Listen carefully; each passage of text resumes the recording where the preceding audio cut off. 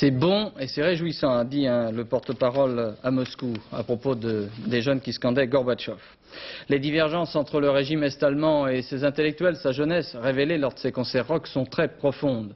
Pour Antenne 2, Isabelle Bechler a enquêté dans ces milieux de la contestation à Berlin-Est. Une star vient leur rendre visite. Les Berlinois de l'Est n'en croient pas leurs yeux. C'est Mikhail Gorbatchev lui-même. L'espoir.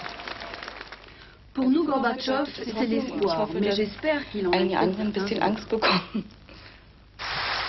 L'un de ceux qui s'inquiètent, Erich Honecker, semblait pourtant n'avoir aucune réticence voilà quelques semaines.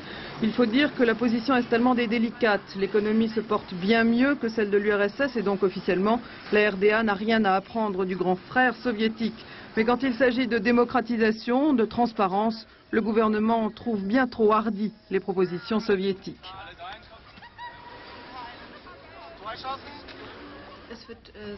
On parle beaucoup du programme de Gorbatchev, on en discute. Je sens que pour la première fois, une grande partie de la population évoque des sujets qui étaient confinés dans une sorte de tabou. Discussions sur le système électoral, sur l'autogestion dans les entreprises, etc. Nämlich eine Diskussion über das Wahlsystem, über eine Selbstverwaltung in den Betrieben und ähnliche Probleme. Le fait que notre gouvernement estime que ces changements ne sont pas nécessaires en RDA met en évidence l'énorme fossé entre le gouvernement et la population. Solche Veränderungen eigentlich nur die Kluft offenbart zwischen politischer Führung und Bevölkerung. Ce pouvoir qui semble si loin des préoccupations des citoyens doit pourtant compter avec la télévision ouest-allemande. Fini la censure absolue, en RDA, on fabrique en série des téléviseurs bistandard. Les intellectuels sont sceptiques par rapport à une révolution qui viendrait d'en haut et qui ne serait le fait que de quelques individus. Car la démocratie, ça doit venir d'en bas. Mais on observe avec intérêt et même un véritable espoir tout ce qui se passe. Alors bon, nous verrons ce qui en sortiront. L'exemple soviétique peut valoir en matière de littérature. Je serais ravi qu'on puisse ouvrir des maisons d'édition indépendantes.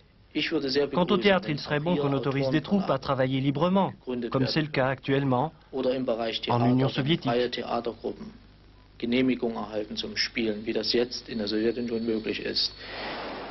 Dernier signe de libéralisation peut-être dû à un effet Gorbatchev, les libérations de prisonniers d'opinion, 500 depuis janvier. Et puis il y a la place de l'Église qui peut fonctionner sans les éternelles autorisations du pouvoir politique. D'ailleurs, un groupe de pasteurs a pris la liberté d'envoyer un télégramme de soutien à Gorbatchev. Nous lui avons écrit que nous nous réjouissions de ses initiatives politiques sur le désarmement, que nous nous réjouissions de la libération de Sakharov et que nous espérions pour l'année 87 qu'il prenne encore d'autres mesures humanitaires.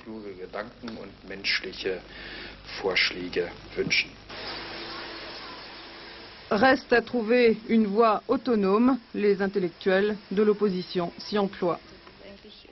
Ce que je souhaite est une autre forme de vie. Pas la vie de l'Ouest qu'on essaye de singer ici en RDA, mais un moyen terme entre l'Est et l'Ouest.